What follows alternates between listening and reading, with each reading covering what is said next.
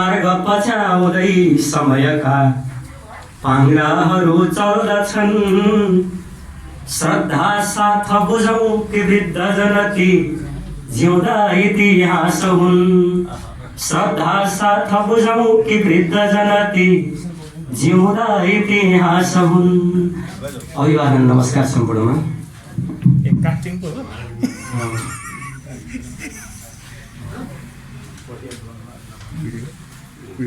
व्यक्तित्वहरू यहाँहरूलाई हार्दिक बधाई। वृद्धजनको जो जीवन निचोरिएर प्राप्त भएको अनुभव नयाँ पुस्ताको लागि, समाजको लागि एउटा महत्त्वपूर्ण पुँजी बन्न सकोस्। म सबैलाई यही शुभकामना व्यक्त गर्न चाहन्छु र आफ्नो कविता वाचन गर्ने अनुमति चाहन्छु। कविताको शीर्षक वृद्धावस्था, यो सिखरेडी छन्दमा रहेको छ। मैले सम्बोधनलाई छोड्याएँ। ढली जाँदा न्यानो तरुण भएको प्रीत मधुर गली भाग्छन् आफै सकल तनका जो सरहर भरिन्छन् यी आँखा विगत दिन सम्झी करुणले बुढ्यौलीले छोई कति जनहरू लोक बदले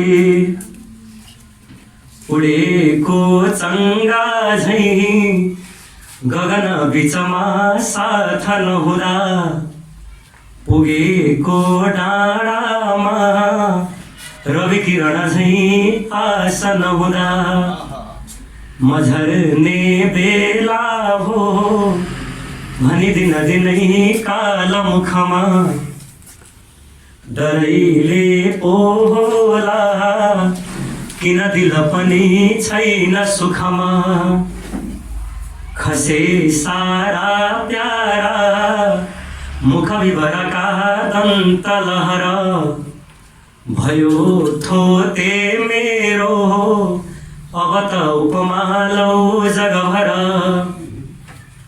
फुली माथै सेतो सब भइ गयो हिउँ ढकनी न आँखा ठम्मिन्छन् वरपर सबै देख्छु रजनी जहाँ राखौँ गोडा थर थर त्यसै काँप्छ किन हो अडिन्नन् यी काहीँ तन स्थिर बनी पुल्छ मन यो छ साथी यो लाठी तन भर दिने मात्र सँगमा न आँटै भो नौलो मन हरिदिने लागो रङ्गमा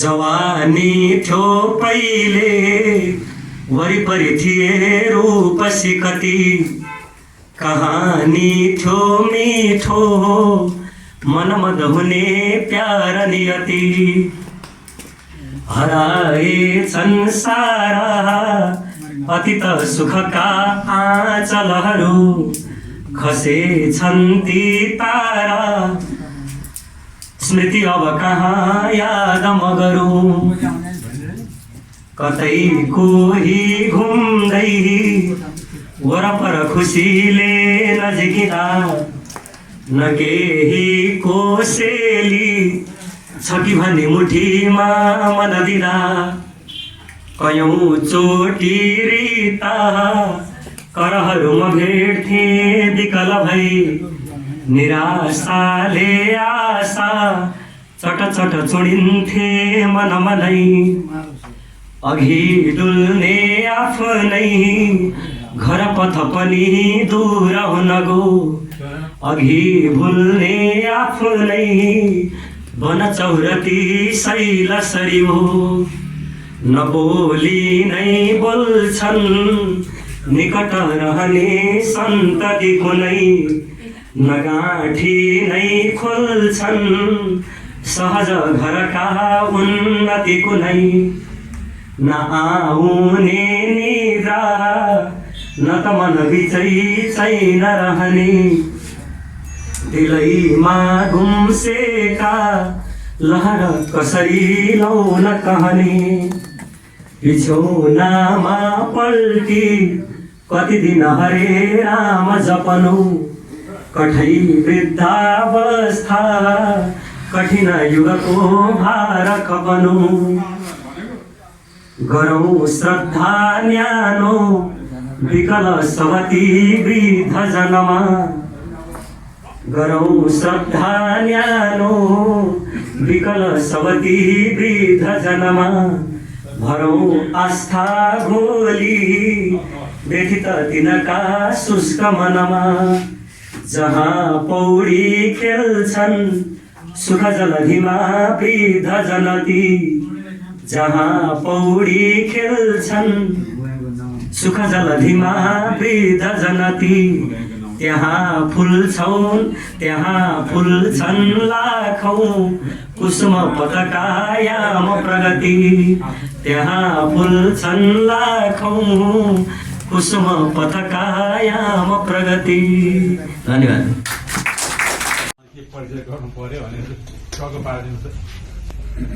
यस हलमा उपस्थित विभिन्न व्यक्तित्व बोकेर बस्नुभएका महानुभावहरू, यहाँहरू सबैलाई सम्बोधन यथोचित गर्दै म आफ्नो भनाइ तपाईँहरू सुन्नुहुन्छ भने अगाडि बढाउन चाहन्छु। यहाँ त कस्तो छ भने म ठुलो शोषणमा परेको छु क्या पहिले बौद्धिक शोषण भन्दा रहेछ। अरूले बोल्ने आफू चाहिँ सुन्ने होइन, सुन्दा त्यो श्रवण सुखको आनन्दलाई मैले व्यवस्थापन गर्न अगाडि रहेको ढाडलाई तकिएको गरेर कति नपुगेको चित्र पुगाएर हिँड्नु पर्ने पनि भएको थियो क्या। तर आज चाहिँ मेरो यो दुई थान कानले मात्रै नभएर मुखले पनि पायो काम होइन। त्यस कारणले यो म आफूलाई धन्य सम्झिने होइन।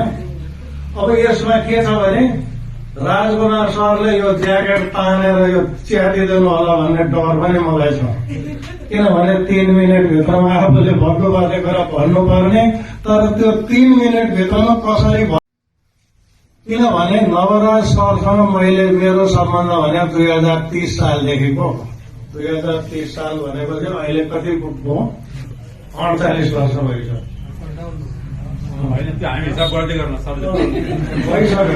उहाँसँगको मेरो त्यो बेलाको सम्बन्धदेखि मैले चाहिँ सुरु गर्नुपर्ने हुन्छ उहाँको परिचयमा।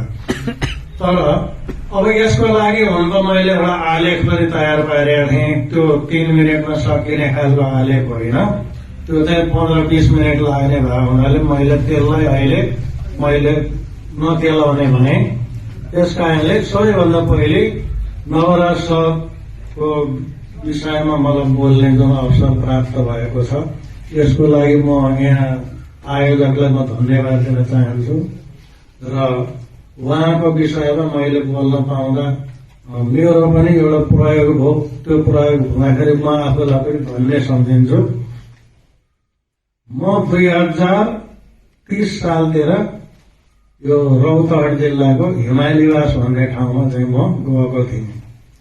त्यहाँ जाँदाखेरि त्यहाँ चाहिँ त्यो गाउँमा बसेँ, केही दिन बसेँ, 5-6 महिना बसेँ। त्यहाँ बस्दाखेरि त्यो गाउँमा एउटा स्कुल थियो, हिमालय प्रावि भन्ने। त्यो स्कुलमा मेरो केही पनि काम नभए हुनाले डुल्दै जाँदाखेरि नवराज सरलाई मैले त्यही स्कुलमा भेट भयो। उहाँ हेडमास्टर हुनुहुँदो रहेछ होइन।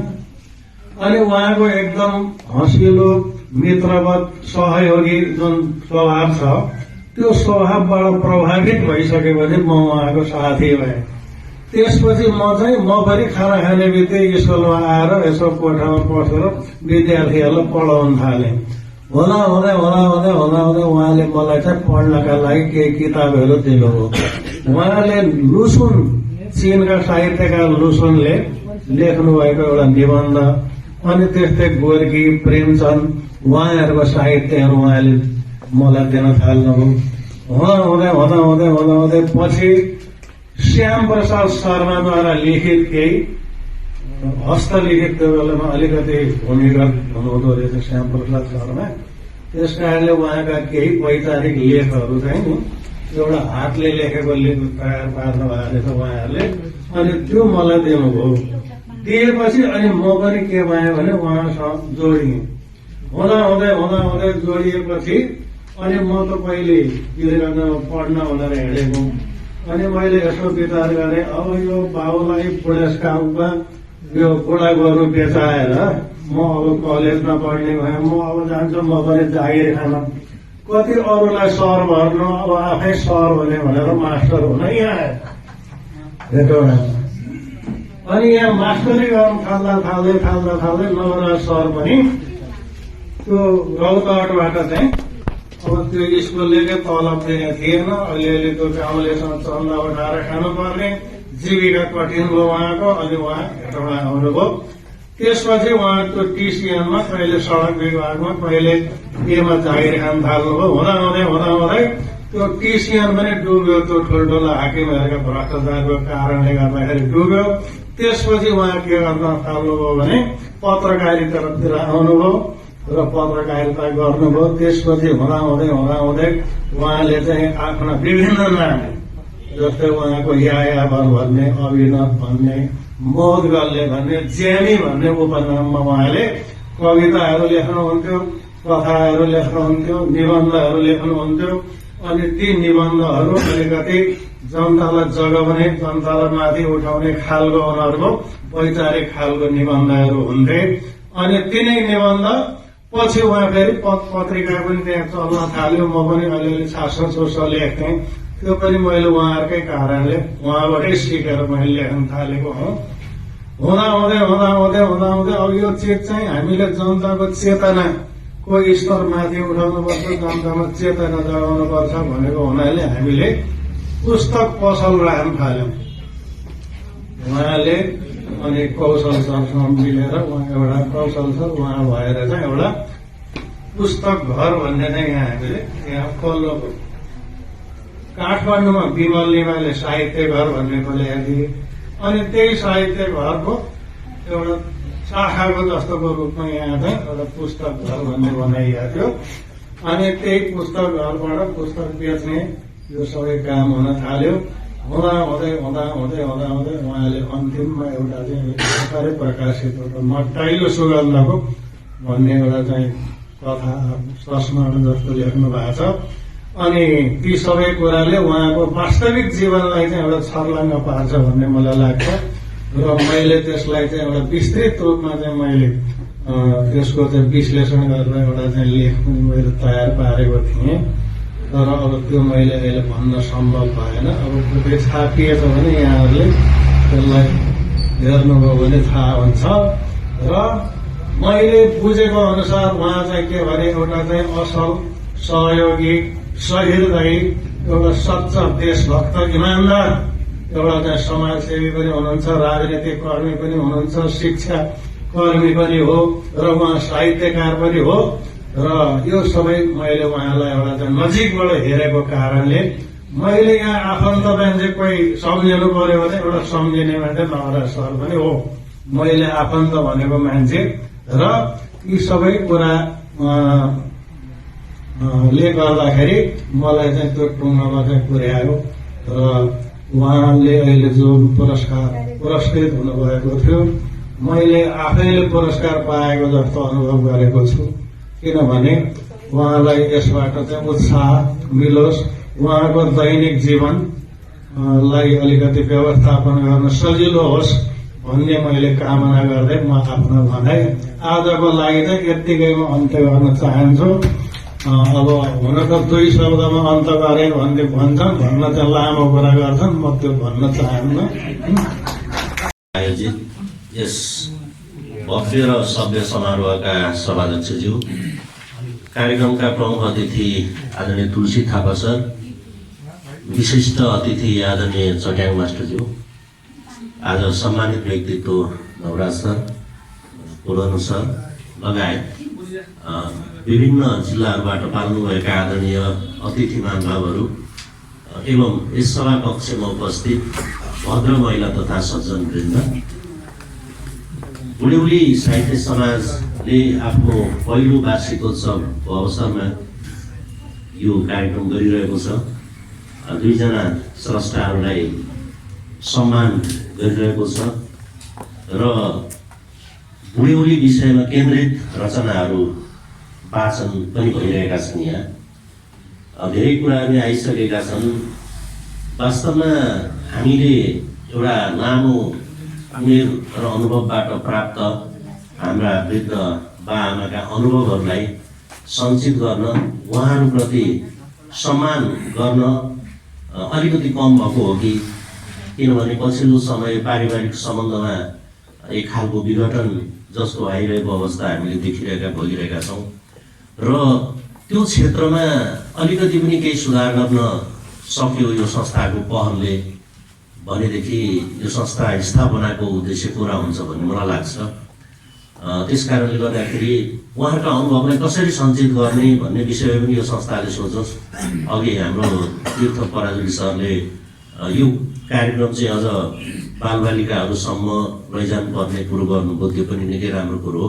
यसतर्फ पनि संस्थाले सोचोस् र भोलिका दिनमा हामी यहाँ आज जति उपस्थित छौँ हामीले एउटा अनुकरणीय व्यवहार हाम्रा बाआमाप्रति देखाएर समाजमा एउटा उदाहरण मात्रै स्थापना गर्न सक्यौँ भने पनि त्यसले एउटा ठुलो म्यासेज जान सक्छ भन्ने मलाई लाग्छ र यो क्षेत्रमा यो संस्थाले यस्ता कार्यक्रमहरू निरन्तर गरिराखोस् भन्ने शुभकामना म मेरो व्यक्तिगत तर्फबाट र मकवानपुरमा क्रियाशील सम्पूर्ण कला साहित्य सम्बद्ध सङ्घ संस्थाहरूका तर्फबाट व्यक्त गर्दै मेरो भनाइ टुङ्ग्याउँछु। धन्यवाद। दायाँमा कतै लाग्नु हुँदैन, घरभित्रै बस्नुपर्छ, खुत्रुक्का खाटमुनि बस्नुपर्छ। तर चारकुटे खाट अन्मिसके, बगसपल्ला मात्र जन्मिसके, यस्तो सूचना कति देर पुग्ने हो? खुट्टै नभएको खाटमुनि कसरी लुक्ने हो? खुट्टै नभएको खाटमुनि कसरी लुक्ने हो? त्यो एउटा सूचना पाउने गरे आफ्नो यो सूचना सम्प्रेषण गरे। अब हामी करिब करिब कार्यक्रम अन्तिम अवस्था आइपुगेका छौँ र अबको सन्दर्भमा साहित्यसेवी, समाजसेवी, दानवीर, शिक्षाविद र उहाँलाई जे भनेर सम्बोधन गर्दाखेरि पनि त्यो सायद नै अपर्याप्त हुन्छ जस्तो लाग्छ। मकवानपुर जिल्लामा त्यस्ता व्यक्ति हामीले पाएका छौँ र हामीलाई गर्व लाग्छ, खुसी लाग्छ। केही पर्ने बित्तिकै सरकार गएपछि यो कुरा समाधान हुन्छ भन्ने आत्मविश्वासका साथ जान्छौँ र उहाँ जस्ता व्यक्तित्व हामीसँग हुन्छ र आदरणीय पूर्णबहादुर जोशीज्यूलाई आफ्ना सार्वजनिक भनाइहरू राखिदिनुमा हार्दिक अनुरोध गर्दछु।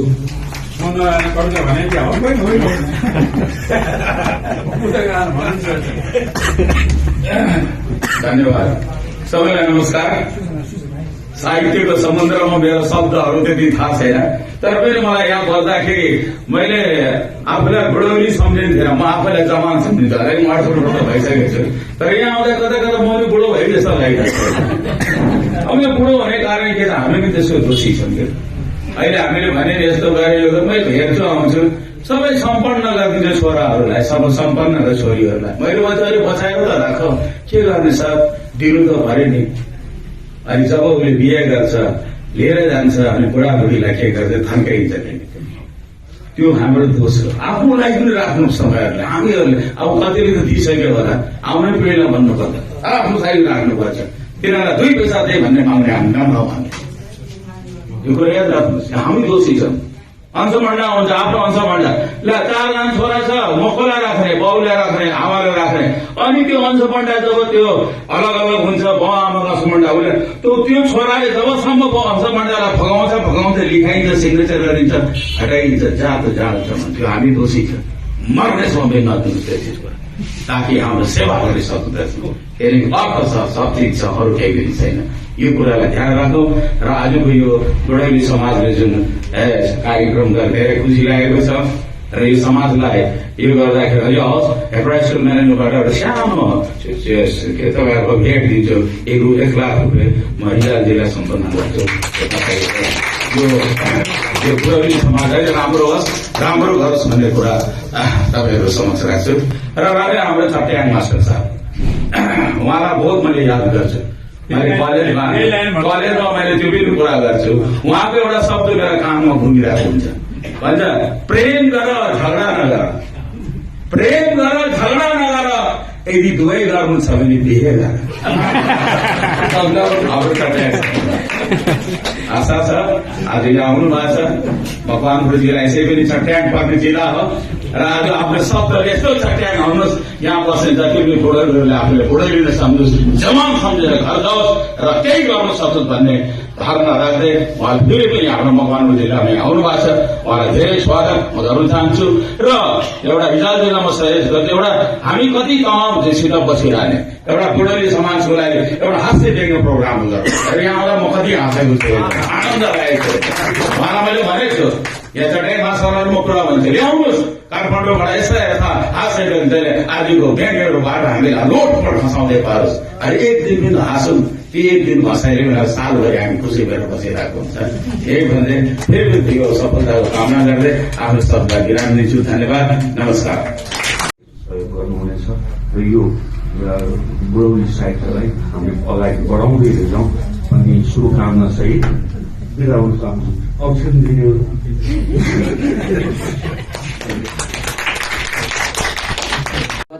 कार्यक्रम सञ्चालक ज्यू बुढौली साहित्य समाज मकवानपुरको प्रथम वार्षिक उत्सवको अवसरमा आयोजित श्री वार्धक्य वाङ्मय सम्मान एवं श्री तोयनाथ विजल स्मृति सम्मान समर्पण तथा रचना वाचन कार्यक्रममा म मेरो बुवाको ठाउँमा यहाँ उपस्थित भएको छु। म अब विस्तार रूपमै भन्न चाहन्छु मेरो बुवा श्री दुर्गा छेत्री चाहिँ यहाँ आज यस्तो गरिमामय कार्यक्रममा उपस्थित नहुनुको जानकारी उहाँ चाहिँ विगत 7 वर्षदेखि मेरुदण्ड पक्षघात स्पाइनल कर्ड इन्जुरीको एक बिरामी हुनुहुन्छ। 7 वर्षदेखि आफ्नो जीवन र मृत्युको बीच लडाई लडी राख्नु भएको छ र यही 7 वर्षको अन्तरालमा उहाँले साहित्य एवं गजलमा आफ्नो कलम चलाउनु भएको म यही जानकारी गराउँदछु।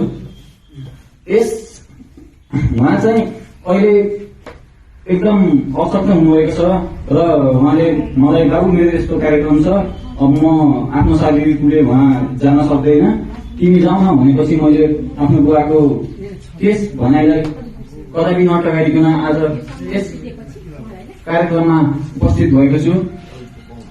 उहाँ चाहिँ भन्नुपर्दा अब पहिला आफ्नो जीवनमा चाहिँ साहित्यको सह कविताको क होइन गजलको ग केही नजानेको व्यक्ति एक आम जिन्दगी आफ्नो जीवन चलाइरहेको व्यक्ति अचानक एउटा आफ्नै घरबाट सानो एक्सिडेन्टको कारण मेरुदण्ड गुमाएर मृत्यु समयमा बसिराख्नु हुँदा के गर्दा अब समय बिताउने त भन्ने क्रममा रेडियो नेपालबाट साहित्यिक कार्यक्रम सुन्ने रेडियो पलासीबाट गजलका मुक्तका कार्यक्रम सुन्ने गर्दा गर्दा उहाँलाई पनि के कोर्न लेख्न मन लागेछ।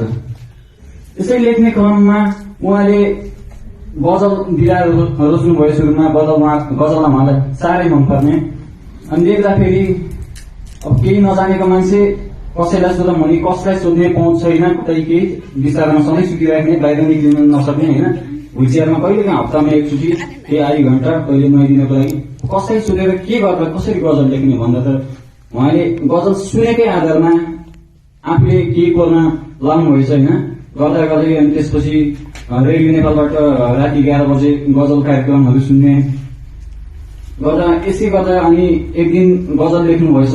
गजल लेखेर अनि त्यो गजल आफूले आफ्नो सामाजिक सञ्जाल फेसबुकबाट पोस्ट गर्दाखेरि एकजना साहित्यकार व्यक्तिले ऊको कति राम्रो गजल भनेर त्यो कमेन्ट दिँदाखेरि उहाँलाई उजामिले चाहिँ उहाँलाई थाहा छैन गजल भनेको के हो तर उहाँले 81 कति राम्रो गजल भनेर भनिदिँदाखेरि उहाँलाई यो गजल भयो भन्ने अब उत्सुकता बढ्यो अनि त्यसपछि लेख्ने क्रममा लेख्दै जानुभयो। 3-4 वर्ष भयो उहाँले लेख्न थाल्नुभएको अहिले म्याक्सिमम 800 गजल लेखिसक्नु भएको छ।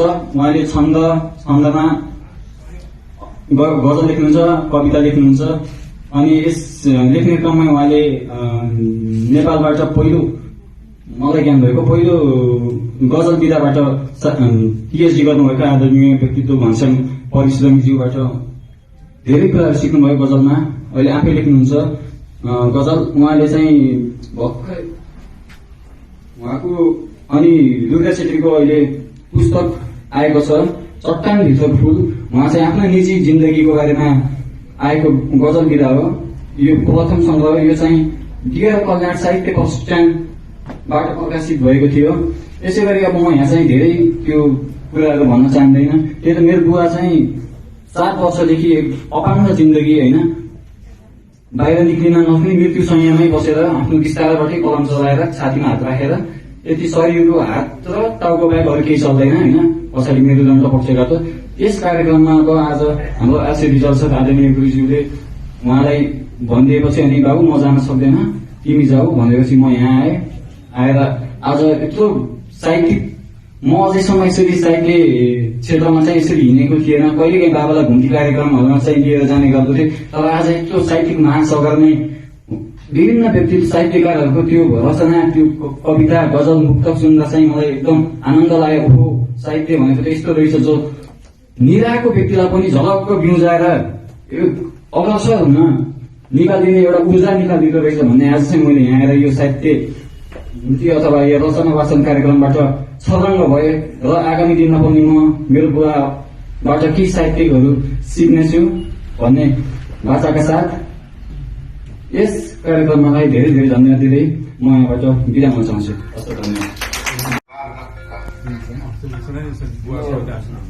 यहाँ चाहिँ मेरो बुवाले आजको यस कार्यक्रमको लागि आमाको महिमा भन्ने सार्वजनिक विकृति छन्दमा एउटा कविता लेख्नु भएको छ। म चाहिँ उहाँले फेसबुकमा पठाइदिनु भएको थियो। मेरो वाचन गर्ने शैली त्यति छैन होइन, मलाई त अब त्यति आउँदैन। त्यसपछि मैले बुवा अब आफैले एउटा अडियो रेकर्ड बनाएर पठाइदिनु न, भिडियो बनाएर भनेपछि उहाँले पठाइदिनु भएको छ। म चाहिँ यो अब माइक्रोफोनबाट यसरी सुनाइदिन गर्दैछु।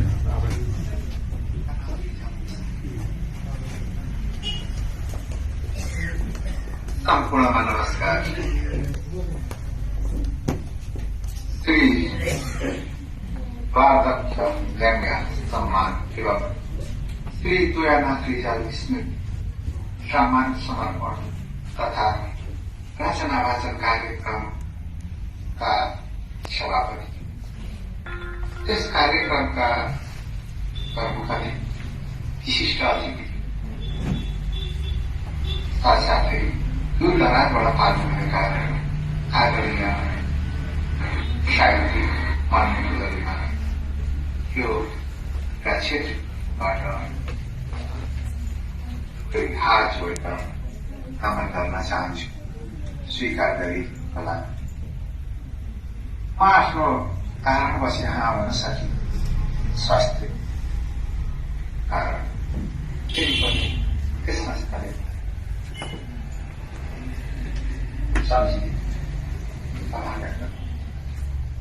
धेरै कल्पना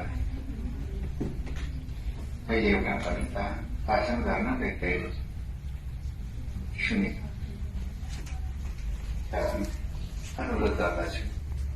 मेरो शीर्षक कविताको आफू महिमा छन्द साधु छन्द छ।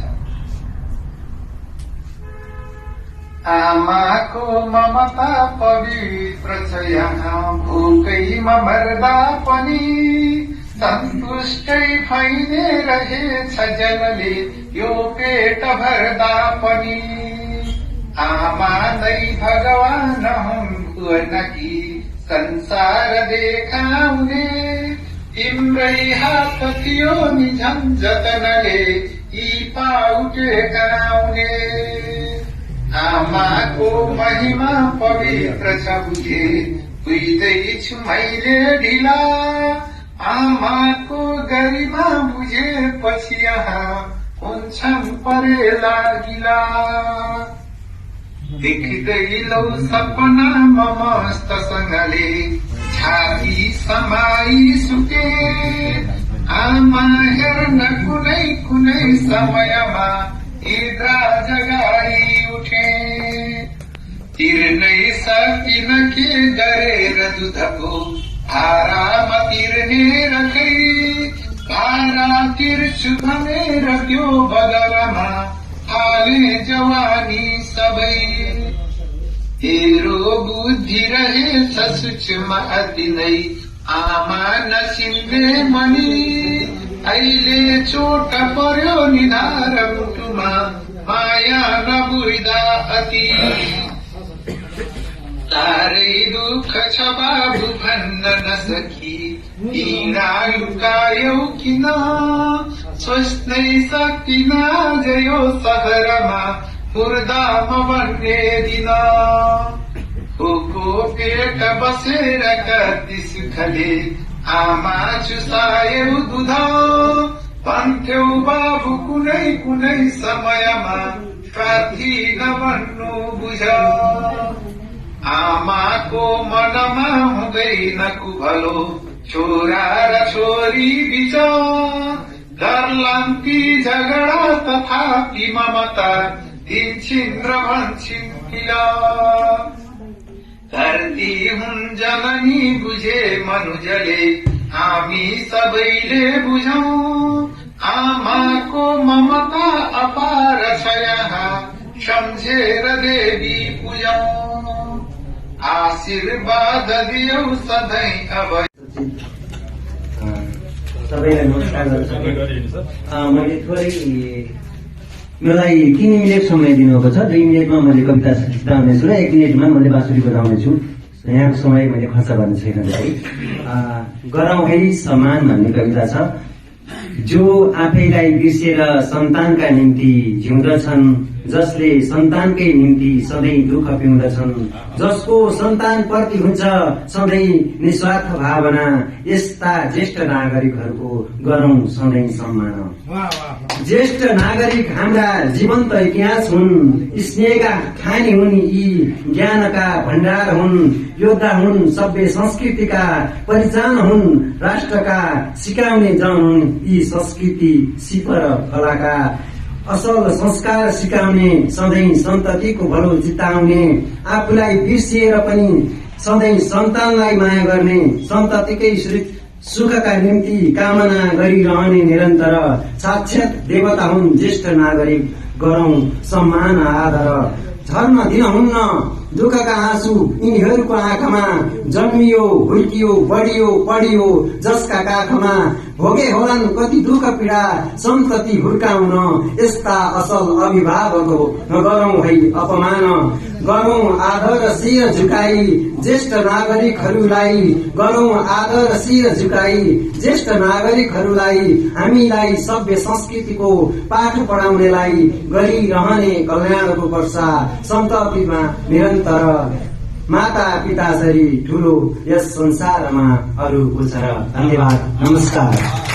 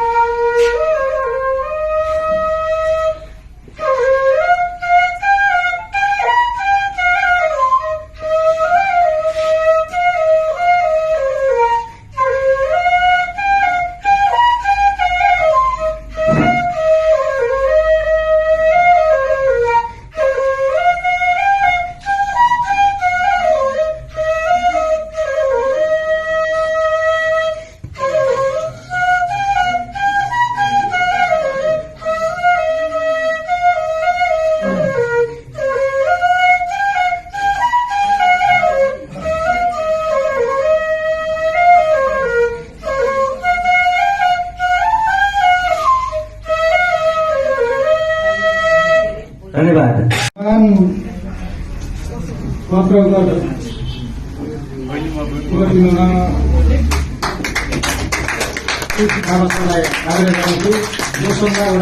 शब्द भएर मैले म त्यसकै कार्य अनि आजको समारोह बसिरहँदाखेरि बुढौलीको अर्थ र बुढौलीको साक्षात्कार म बोल्दैछु र वास्तवमा बुढौली भनेको झर्रो शब्द पनि हो। और यहाँ कुरा आयो अङ्ग्रेजीमा saying the most sincere and most भन्दा पनि हुने होइन। त्यो विदेशी भाषामा भन्दा यो नेपाली भाषाको त्यो पनि झरो शब्दलाई लिएर गुरुले समाज भनेर जुन भनिएको छ, नामाकरण भएको छ, खुसी लाग्यो। अनि यो आरसी सर भन्ने व्यक्ति जो हुनुहुन्छ उहाँलाई पुरा नाम थाहा छैन, उहाँको नाम रामचन्द्र हो, रामचन्द्र यादव। उहाँ एक ऊर्जाशील व्यक्ति हुनुहुन्छ। मकवानपुर जिल्लाले आरसी सर भन्ने एकजना ऊर्जाशील व्यक्ति पाएको छु। साहित्यमा त्यति ऊर्जाशील व्यक्ति त बहुत कम पाइन्छ।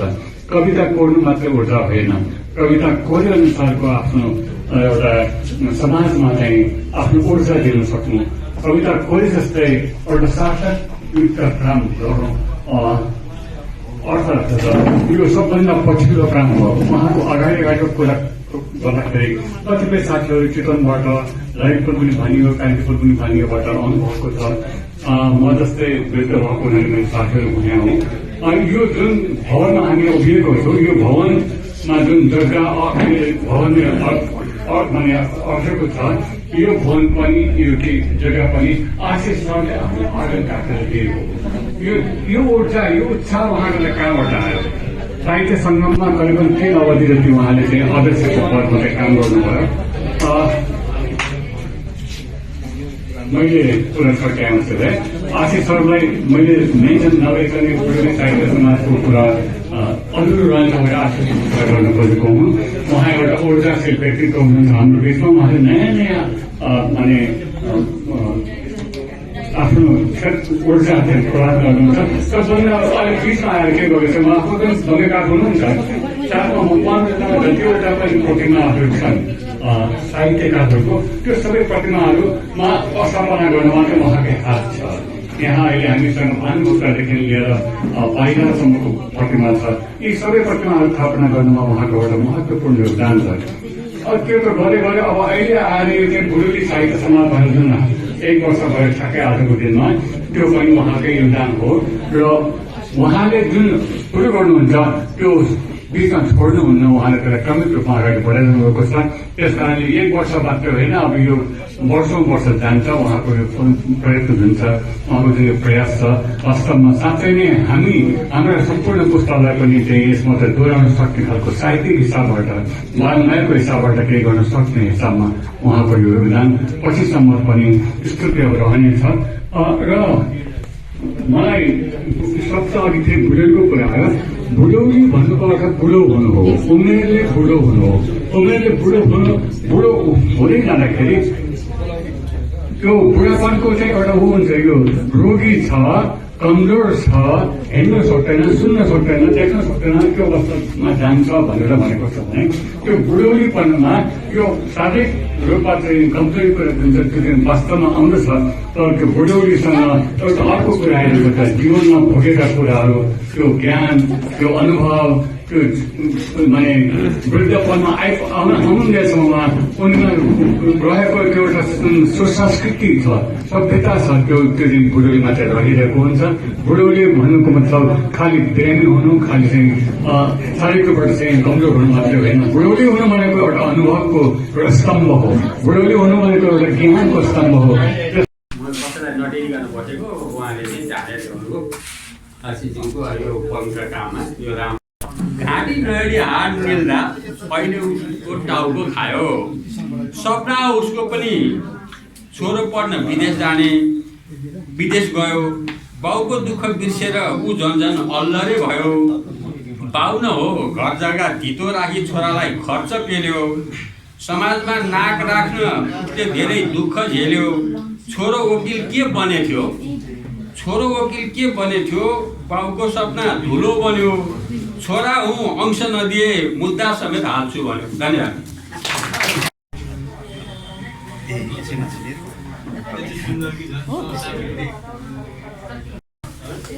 सम्पूर्ण साहित्यिक मनहरूप्रति हार्दिक न्यानो अभिवादन। मेरो कविता यस प्रकार छ, म सिधै कविता वाचन गर्न गइरहेको छु। कविताको शीर्षक छ बुढो सिमलको आलाप। बुढो सिमलको आलाप। जीवनका कैयौँ आरोह अवरोहहरूलाई आँखामा कैद गरेर इतिहासका कालखण्डहरू स्मृतिको गर्तमा कोचेर म फगत बाँचिरहेछु नितान्त एक्लो निरस जिन्दगी। मसँग अहिले शीतल न्यानो मायाको अङ्गालो छैन, चिरबिर गर्न आउने चराहरू छैनन्, रस पिउन आउँदैनन् फुलचरीहरू। अनेकौं भाकामा गीत गाइरहने मसँग जीवनको सङ्गीत छैन, घामको रङ चराहरूको सङ्गीत समयसँगै हुवा हुँदै उड्दै गए मेरा बैंसहरू। बुढ्यौलीले चाउरेका छन् अवयवहरू, पाटै जराहरूले पनि साथ छोड्दै गएका छ।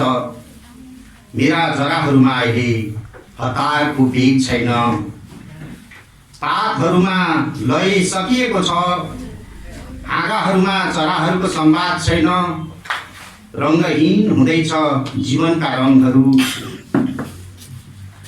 जुनसँग अलिकति शीतल मागेर चिसो बताससँग साउती गर्दै समयलाई अलि पर धकेल्दै फगत बाँचिरहेछु उत्कट जिजिपिसा बोकेर। मेरो छेउबाट बग्ने कर्णावती नदी एक तमासले बेग हानेर दौडिरहेछ।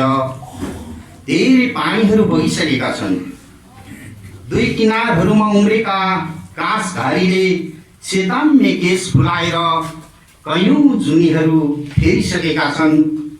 पर पर देखिने नर्कट घारीहरूमा कङ्क्रिटका घरहरू ठिङ्ग उभिएका छन्। कयौं परदेशी सपनाहरू मेरो छायामा सुसेली खेल्दै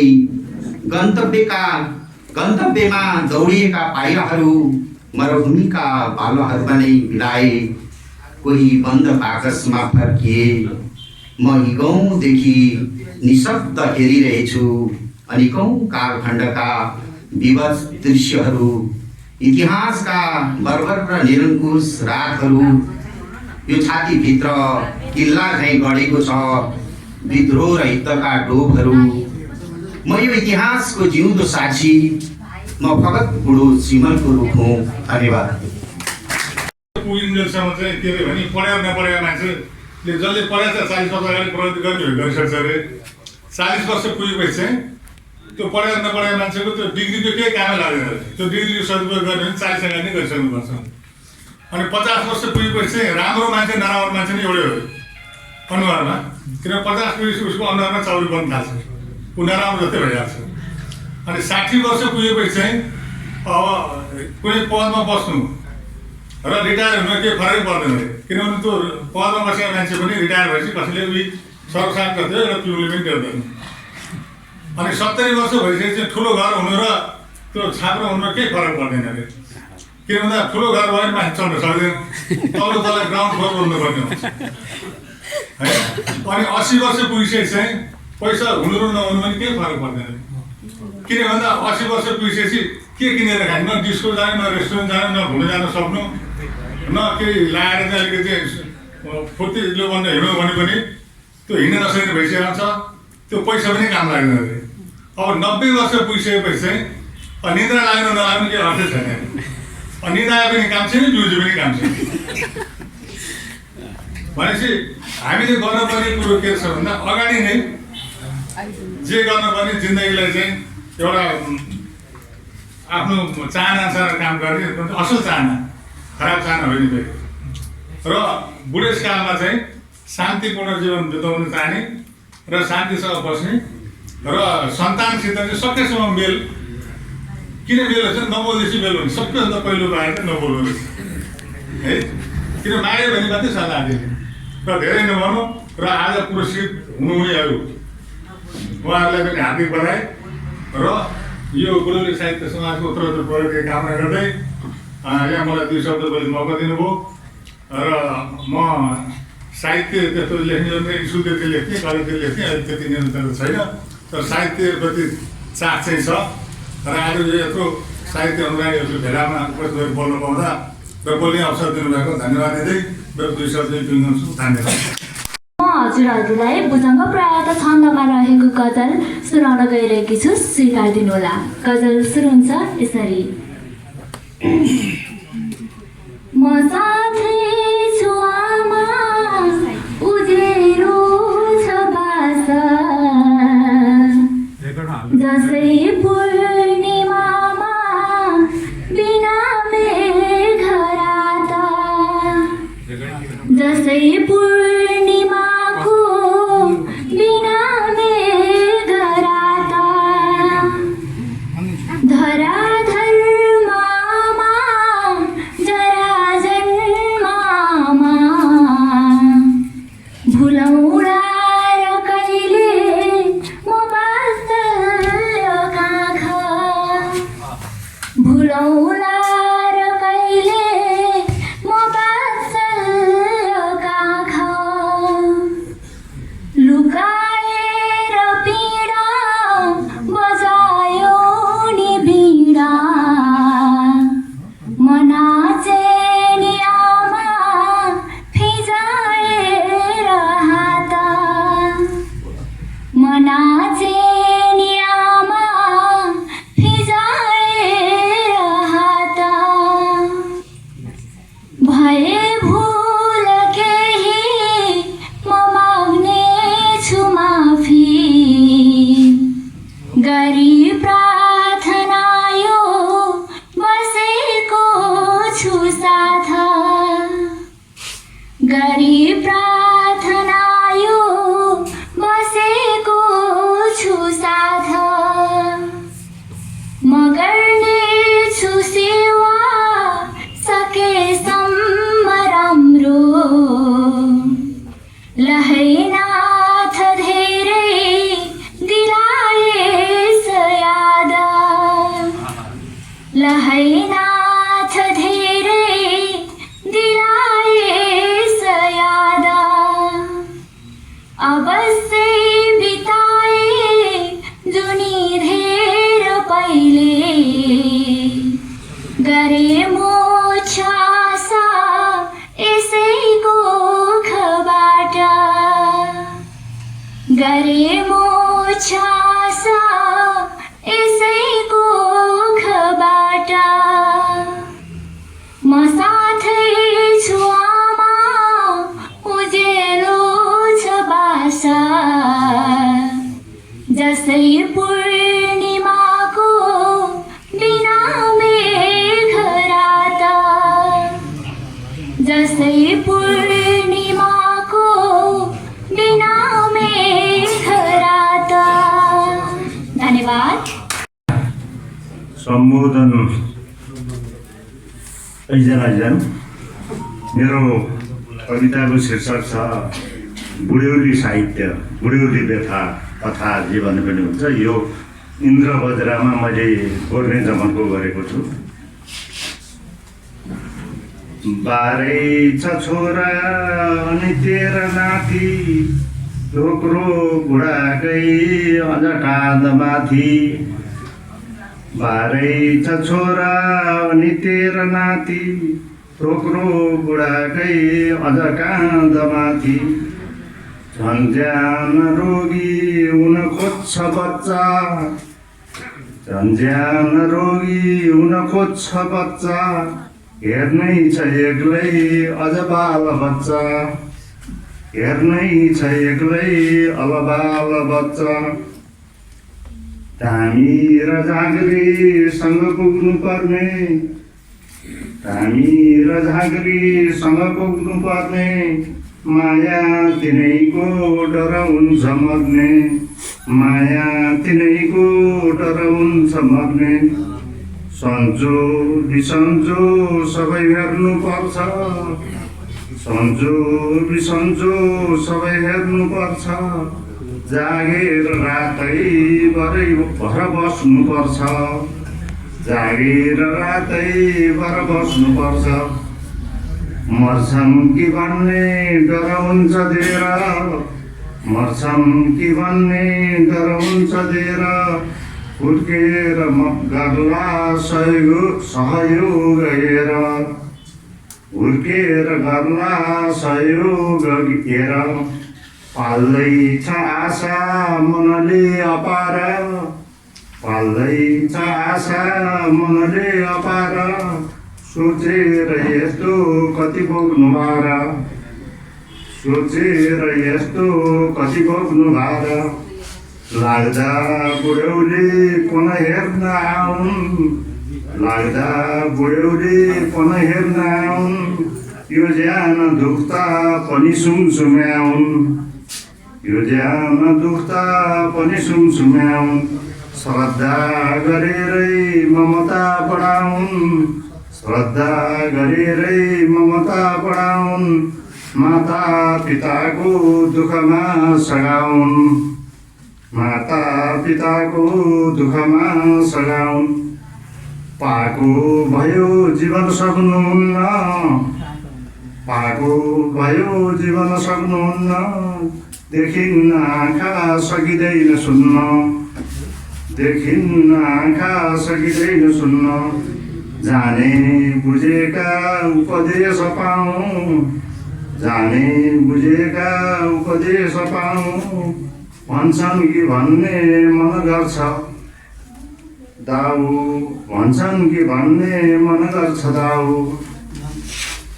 अन्तिम पुगे म चाहिँ सम्मान गर्दै सब मित्रलाई, सम्मान गर्दै सब मित्रलाई, बन्ने गरुन्ती अझ आई आई, बन्ने गरुन्ती अझ आई आई, सम्पूर्ण राम्रो जति होस् यिनैमा, सम्पूर्ण राम्रो जति होस् यिनैमा, कालो नलागोस् कहिल्यै तिनैमा, कालो नलागोस् कहिल्यै तिनैमा, यस्तो बुढ्यौली मनले चितायो, यस्तो बुढ्यौली मनले चितायो, सन्तान उल्टो पथमा रमायो, सन्तान उल्टो पथमा रमायो, यस्तै छ के भो अहिले समाज, यस्तै छ के भो अहिले समाज,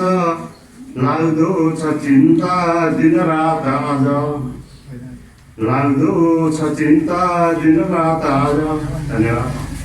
घरमा म बसन्ती भुजेलको तर्फबाट हार्दिक न्यानो अभिवादन टक्राउन चाहन्छु। मेरो कविताको शीर्षक छ ज्येष्ठ नागरिकको पीडा। छोरा बढे बुढा उडे सास समुद्र पारी, बाँझो रह्यो गैरी खेत बाँझै रह्यो बारी, छोरी पनि हुर्के बढे आफ्नै घर गए, आकल झुकल आउँछन् जान्छन् पराई जस्तै भए, बुढा बगा बाबामा कसको पर्नु घर, आँगनीको धारा पनि लाग्छ पर पर, बुढ्यौलीले छोपै गयो रोग पस्यो जिउमा, आँसु झर्छन् घरि घरि सानो सानो न्युमा, हिँड्न डुल्न गाह्रो भयो लौरीको छ भर, छिछि दूर दूर गर्छन् सबले हुन्छन् पर पर, कसले देला एक मुठी पानी भन्दै बस्यो, बुढाबुढी हेला गर्ने कस्तो चलन पस्यो, छोरा जन्म्यो बुढेसकालको सहारा भो भन्थे, कहिले छोरो ठुलो होला भन्दै आउँला गन्थे, आज छोरा ठुलो भयो बुहारी ल्यायो, बुढेसकालमा बामालाई उल्टै लोफा खायो, यस्तै रहेछ संसारी माया हेर्यो, भोलिको घाम छ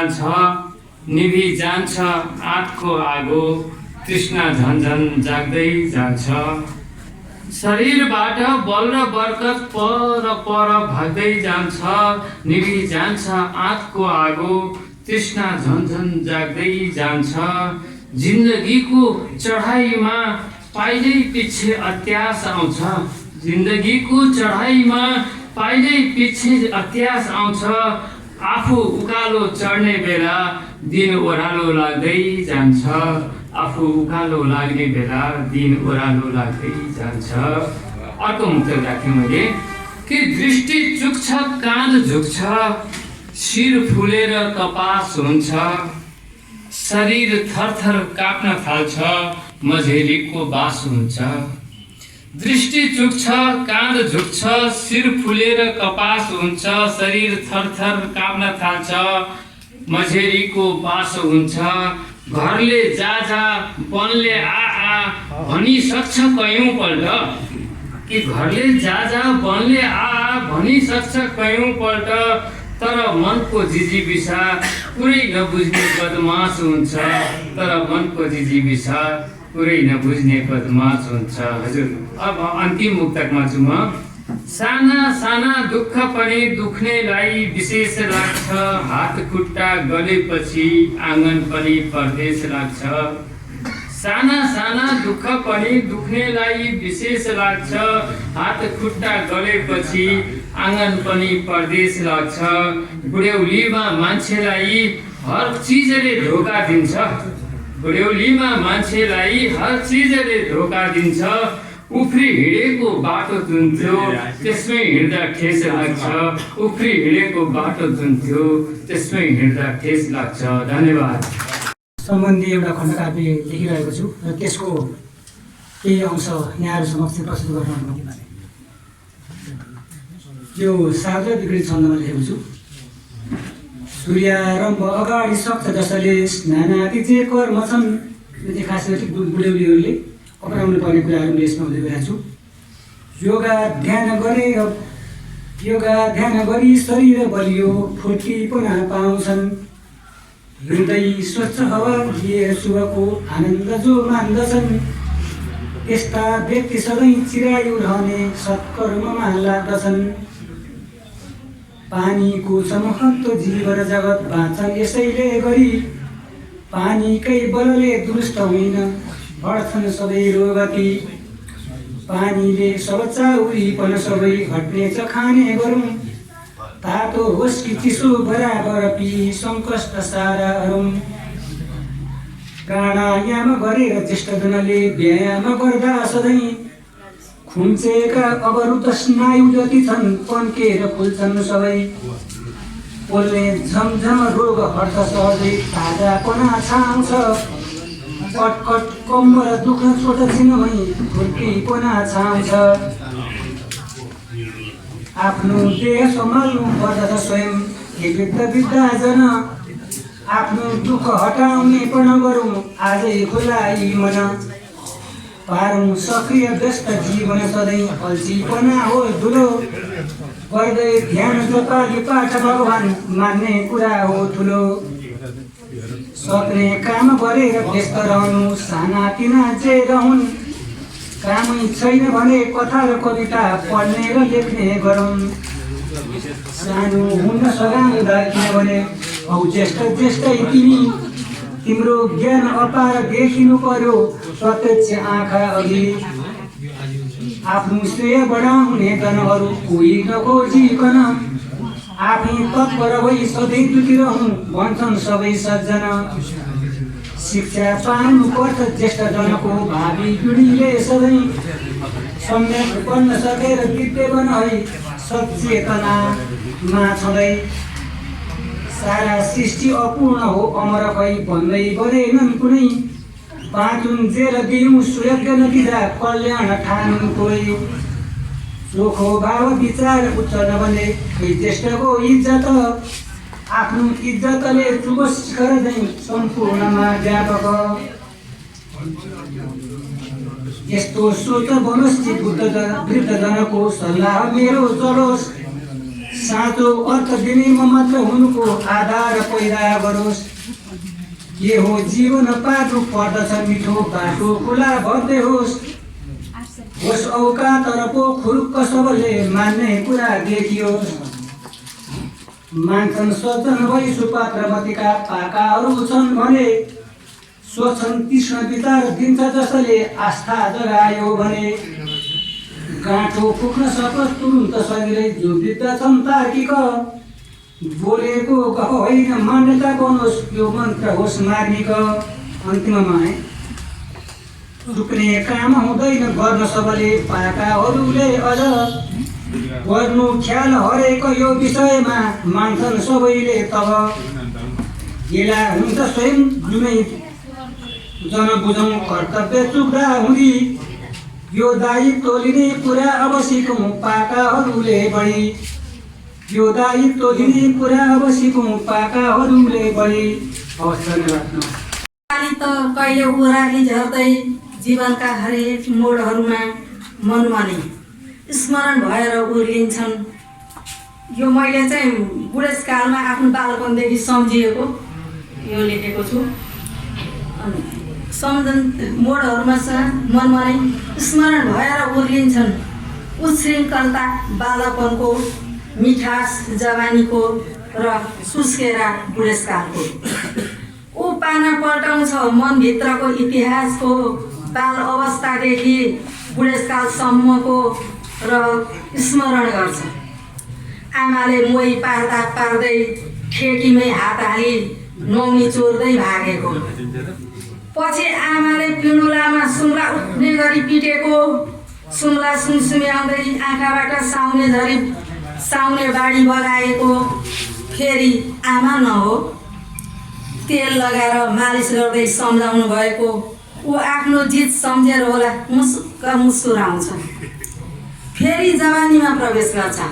आकाशका तारा टिपेर ल्याइदिने बढेको खोला फर्काइदिने जस्ता कसमहरू आफ्नो प्रेयसीको लागि।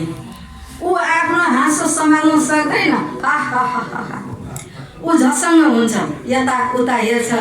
फेरि कुन्नी के सम्झिन्छ निधाउरो हुँदै सबै आफन्तहरू छोरा छोरी बुहारी नाति नातिनी इष्टमित्र हुँदाहुँदै बुढापामा सबैको भार बन्दै एक्लिएको जीवन। निराशिलो जीवन सम्झेर सेतै फुलेका परेलीका दिलबाट असारे झरी बगाउँदै बस्दछन् मोती दाना टक टक टक। अनि निस्किन्छ लामो सुस्केर अनि निस्कन्छ लामो सुस्केर। फेरि डुब्छ सोचमै। मैले देखाइन र समाचार, मैले दिइन र नैतिकताको ज्ञान, मैले सुनाइन र स्वाभिमानको कथा, के मैले भनिन र कर्तव्य नबिर्सन। तर खै परिणाम नै उल्टा भएपछि सकिन्छ र के नै गर्न। धन्यवाद। भएका भए यहाँहरू समक्ष क्षमा माग्दै यहाँहरूको गरिमामय उपस्थितिप्रति हार्दिक आभार व्यक्त गर्दै र अब 3 मिनट 1 सेकेन्डमा चाहिँ यो कार्यक्रमको अन्त्य गरिदिनु हुन हाम्रा आदरणीय अध्यक्ष आरसी रिजाल सरलाई अनुरोध गर्दै आजको कार्यक्रमबाट बिदा हुन चाहन्छु। हस्त नमस्कार, धन्यवाद। त्यति पनि लाग्यो, धन्यवाद दियो। आज सुरुमा सीतारिजालले बोल्दा यो अङ्क 1 लाख रुपियाँ घोषणा गर्दा अनि पूर्णवाद जसरी 1 लाख रुपियाँ घोषणा गर्दा अब उहाँहरूले घोषणा गरेपछि मेरो आँखामा चाहिँ आउँछ र म पकाइदिएँ कि त्यस्तो हुन्छ कि घोषणा गरेर खुसी हुनु पऱ्यो होइन। तरका हाँसो चाहिँ आउँछ र पछाडि गएर चाहिँ त्यसरी उठेर जताततै भएर अगाडि आइयो। त्यस्तै हाम्रो सुबोधा कुरा हुमागाई माधव भण्डारी सर, विष्णु गोपाल गोर्खालीज्यूलाई पनि धन्यवाद अथवा उहाँप्रति आभार व्यक्त गर्दछु। अब कार्यक्रम धेरै लामो भइसक्यो। हाम्रो अब चितवन जिल्ला भक्तपुर